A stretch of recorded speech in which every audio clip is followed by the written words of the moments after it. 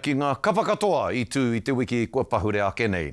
Kāti e hia rau kaumātua i tai atu ki te papa i Te Whanganui-a-Tara i ngā rangi whakatānei, ki te whakanui i te ahurea Māori, me ngā hononga pūmau mā roto atu i te haka, te waiata me te poi.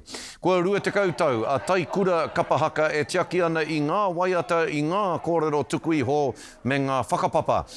Hei tā ngā kai whakahaere te kaumāwhitu ngā rōpū no ngā tōpito katoa o Aotearoa i takahi i te nukuroa o te whenua. Ko etahi, kei o rātou tau 80, 90 anō rā hoki.